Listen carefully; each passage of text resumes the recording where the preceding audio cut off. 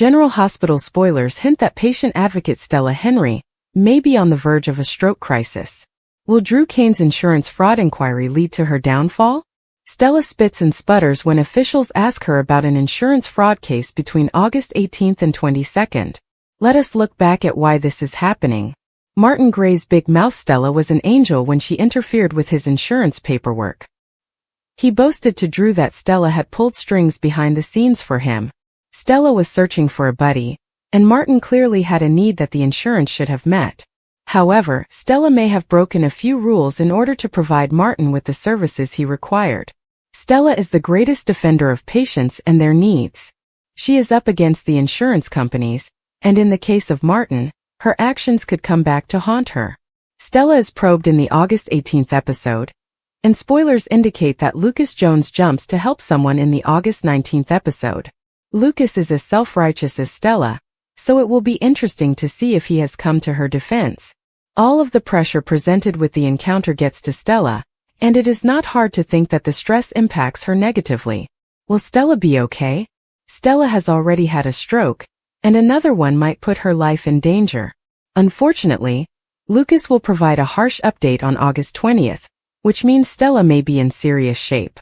Then on August 21st, Curtis Ashford becomes enraged and swears revenge. Does Curtis uncover Drew's insurance fraud investigation scheme and blame him for Stella's medical emergency? Stella's situation could be severe, with an unknown future ahead. We anticipate that Curtis and Drew will rekindle their feud, possibly to the death. Spoiler alert. There is a hint that Drew may be the topic of a whodunit. Will Curtis take fatal action against Congressman Crooked? Tell us your honest thoughts about Drew Kane and how he's been conducting himself. Turner eavesdrops as Drew informs Sonny that Michael assaulted him. If he doesn't agree to his terms, he will send Michael to prison. He reminds Sonny of Michael's previous convictions for violence. Sonny loses his temper and demands to know exactly what he wants. Drew wants him to sell his peers, persuade Michael to return Willow's visitation, and leave town. Sonny claims he may score points with Sidwell, but the ship has sailed with Willow, and she knows he is a loser. Sonny will not consent to anything. Drew exits, saying that whatever happens next is his responsibility. Turner comes out and claims it was extortion. She shook her head. He points out that if she comes out, it will ruin her career and she will be charged with corruption. She realizes there is nothing she can do. She says that he is also unable to accomplish anything.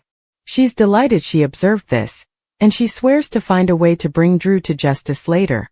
Stella is perplexed at Jitch when the fraudulent quad approaches her. Felicia and Jordan stand up for her and recommend that they hire a lawyer. Stella refuses, leading the agents into an office.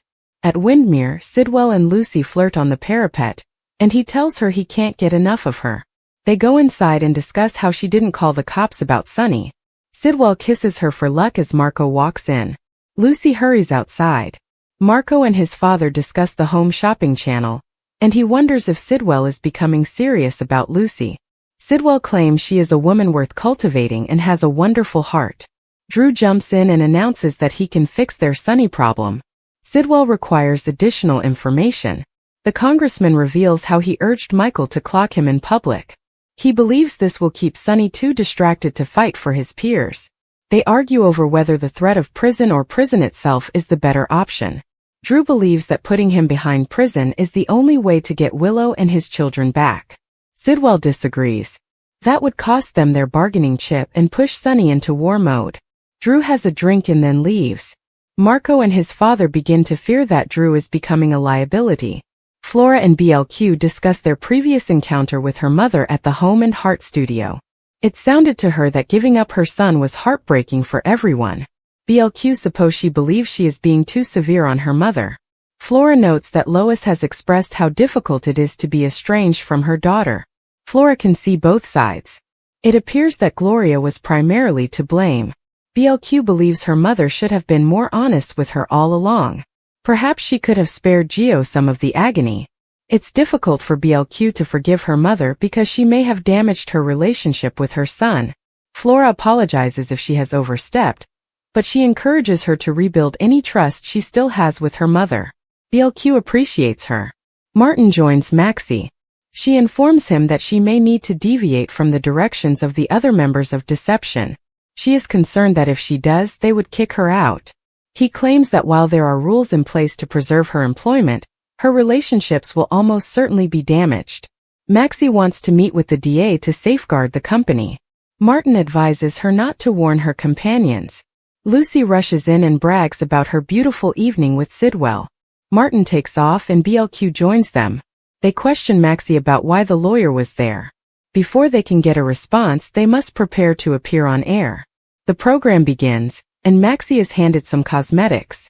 They join Flora and tell her about the Youth Truth formula. Maxie grows weary of listening to Lucy brag about herself, and joins in to promote their new product. Maxie starts rubbing the ointment on her face and then collapses. After having sex, Curtis and Portia agree that they have missed out. They want to move forward together. She understands there is no quick fix, but she is devoted. He has been reminded of how good they are together. Jordan calls and expresses an urgent desire to meet with Curtis. Portia is upset about it and offers him the phone. Jordan informs him that Stella is being questioned for insurance fraud. He claims he is on his way. Portia insists on accompanying him. Portia and Curtis run to JH. Gannon advises them not to intrude on Stella. She believes she can clear things up. Curtis disagrees. Martin arrives after receiving a call from Jordan and volunteers to handle it. He rushes inside the office and ends the questioning. They tell him that he cannot be her lawyer because he is a person of interest in the investigation. Once they leave, they wonder why she is suddenly being targeted. Portia asks the agents. They explain that the command came from the top. Britt attempts to separate Pascal and Jason at the Five Poppies. She stomps off after complaining about her working circumstances. Joss rushes inside her suite and shoots the man choking Vaughn. That reminds her of killing Cyrus. Once Vaughn has caught his breath, he attempts to question the bleeding man. He's not saying anything, so Vaughn gets a pillow and finishes him off. Vaughn claims their cover has been compromised, and they must go. Joss believes they should have Britt reveal who she works for. He'll give it a go and tells her that they need to get rid of the body right away. After they dump the body, she laments about how heavy it was. She looks down at the blood on her hands, and Vaughn offers to finish cleaning up the evidence. She enters the bathroom and sits in the shower, completely clothed, flashing back to killing Cyrus. Stella's thoughts strayed as she worked to the forthcoming town festival and the quilt she'd been putting together for the charity auction. She didn't notice the sudden rush of dizziness that swept over her, mild at first like a whisper of disquiet. Her hand stopped mid-chop, the knife lingering over a carrot. She blinked, attempting to remove the fog that appeared to obscure her vision. Her knees buckled before she could yell out, as the room slanted. Stella sank against the kitchen cabinets as the knife clattered to the floor. The world went to black while the grandfather clock continued to tick, oblivious to the tragedy looming. Curtis McAllister was at the hardware store across town, picking up supplies for repairing his fence. At 38, Curtis was a man of regularity. His life centered on his job at the local mechanic shop and his mother, who had raised him alone after his father abandoned him when he was a youngster. He had big shoulders, calloused hands, and a calm demeanor that concealed a deep dedication to people he loved. His phone vibrated in his pocket as he handed over his credit card to the cashier. Mrs. Larson, their neighbor, called from the other line, her voice panicked. "Curtis, this is your mom. I discovered her on the floor. She isn't moving. The ambulance is on its way." The word struck Curtis like a freight train. He did not wait for the cashier to give him his receipt. He raced out the door, his truck roaring to life as he sped back home. His mind raced with terror and shame. Why hadn't he been present? He should have realized something was wrong. Stella had been complaining of headaches lately, but he dismissed them as stress or aging. The 10-minute journey felt like an eternity, with each second extending into a lifetime of what-if scenarios. When he came into the driveway, the ambulance was already there, its red lights flashing against the silent roadway. Stella was being wheeled out on a stretcher by paramedics, her face pale and her eyes closed. Curtis rushed to her side, his heart hammering. "Mom, I'm here," he announced, his voice breaking as he grasped her hand. It was limp and unresponsive. The paramedics worked fast, speaking calmly yet urgently as they got her into the ambulance. One of them, a young woman with sympathetic eyes, informed Curtis that Stella had most likely suffered a stroke. They needed to get her to the hospital quickly. Curtis stepped into the back of the ambulance, his view limited to the beeping monitors and the shallow rise and fall of his mother's chest. Willow Creek General Hospital's emergency room was a flurry of white coats and sterile scents. Curtis waited in the waiting room, his fists clenched, his mind repeating every situation in which he could have done anything differently. The doctor, a middle-aged man with a pleasant attitude, eventually emerged with an update. Stella's stroke was serious, caused by a blockage in one of the major arteries that supply her brain. They had given clot-busting medicine, but the following several hours were essential. Curtis nodded, scarcely hearing the words as his fury simmered beneath the surface. This was not intended to happen. Not to his mother, the lady who had always been the foundation of his family. As Curtis sat by Stella's bedside in the intensive care unit, observing the machinery that kept her alive, his thoughts drifted to Drew Harper. Drew, the town's golden kid turned real estate magnate, had long been a source of irritation for Curtis. The two had grown up together, and their enmity stemmed from childhood slights that had festered into something more serious. Stella had been stressed about Drew's latest project, a large development on the fringes of Willow Creek. She'd been outspoken in her opposition, concerned about the environmental consequences and how it would affect the town she loved. Drew had rejected her worries during a town hall meeting, his charming smile concealing a callous contempt. Stella returned home that night shaken, her blood pressure rising as she described the altercation. Curtis' rage focused around Drew. He couldn't shake the idea that Drew's worry had brought Stella to this point. The late-night phone calls from anxious neighbors, the heated debates at community meetings, and Stella's shaky hands when discussing the plan all added up. Curtis wasn't a violent man, but the thought of Drew's smug expression made his blood boil. He wanted answers right now. Curtis left the hospital as dusk fell over Willow Creek and drove straight to Drew's office. Drew's ambition was evident in the modern edifice, which stood out starkly from the town's older aged structures. Curtis strode in, ignoring the receptionist's protests. Drew was sitting at his desk, documents strewn out in front of him, and he looked like a successful businessman. "Curtis," Drew replied, his voice silky yet apprehensive as he stood. "What is this about?" "You know exactly what this is about," Curtis hissed, his hands curled at his sides. "My mother is in the hospital because of you. She had a stroke, Drew." "Stroke?" Drew's face turned pale, but he stood firm. "I'm sorry about your mom, Curtis, but you can't blame it on me. I'm just doing my job. What about yours?" Curtis' voice soared, reverberating around the office. "Your job is ripping this community apart, freaking out individuals like my mother who have spent their lives holding it together. She was good until you started pushing your blasted idea." The argument became heated, with voices overlapping as years of hatred spilled forth. Curtis accused Drew of profiting from Willow Creek and disrespecting the people who live there.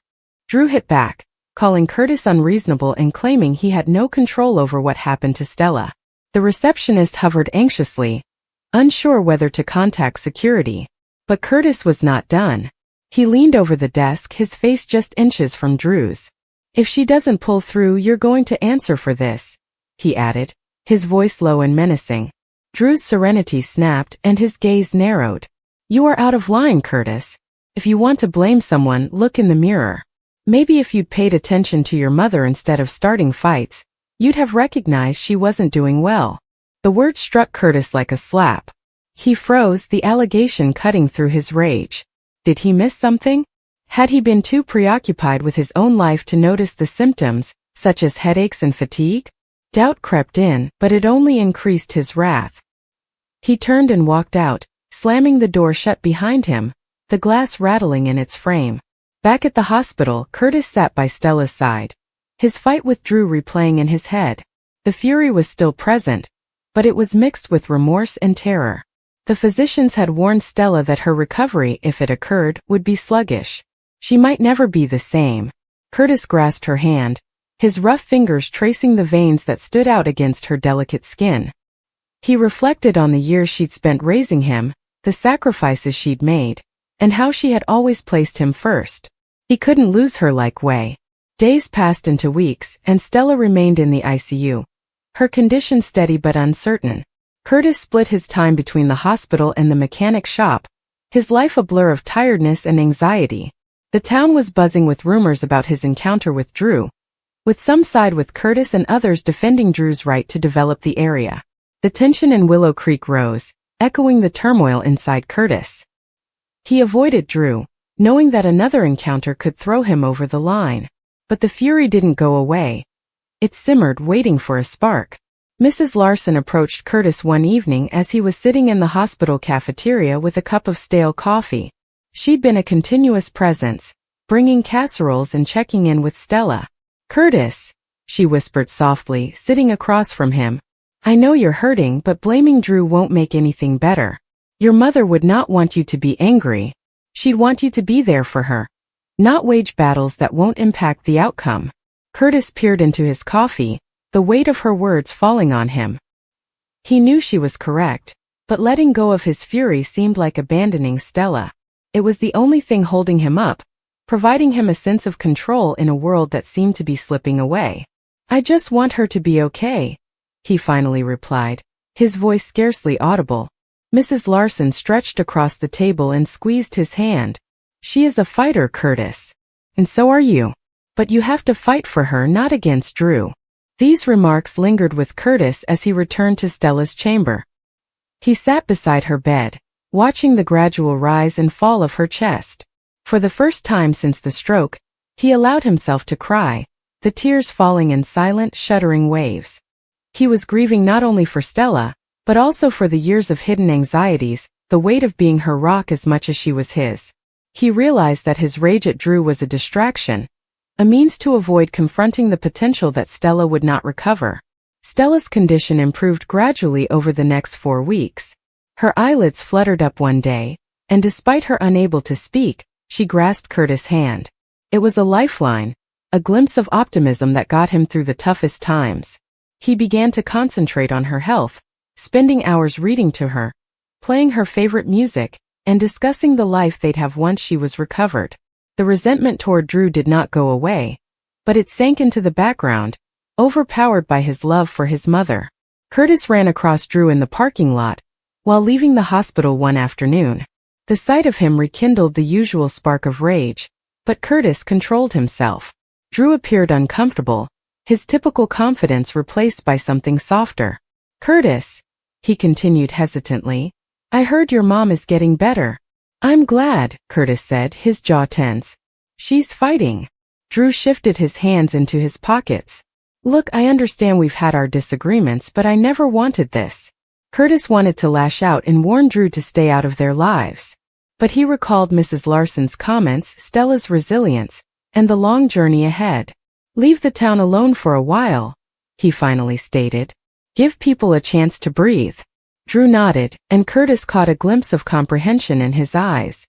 They parted without speaking again, the tension between them unresolved but quieter, like a storm that had passed. Stella's rehabilitation was slow, punctuated by minor successes and disappointments. She went to a rehabilitation center to work on regaining her speech and movement. Curtis was there every day, his rage replaced by a fervent desire to see her through. The village rallied around them, bringing meals and offering support, reminding Curtis that Willow Creek was more than simply a location. It was a community that his mother had helped construct. Stella's first public appearance since the stroke came months later, at the town festival. She was in a wheelchair, her left side still weak, but her smile remained as bright as before. Curtis pushed her past the crowd, his heart full of pride. The quilt she had been working on prior to the stroke was auctioned off, collecting thousands for the local hospital. As the crowd cheered, Curtis looked at his mother, her eyes filled with joy. For the first time in months, he felt near to tranquility. Drew was also present, at a safe distance while quietly watching. Curtis directed his eyes across the crowd, and for a brief time everyone nodded. It wasn't forgiveness quite yet, but it was a beginning. Curtis understood Stella and the town would face a long journey ahead. But as he stood there, surrounded by those who had seen them through, he felt prepared to confront it. Not with rage, but with the same tenacious love that had always defined his mother.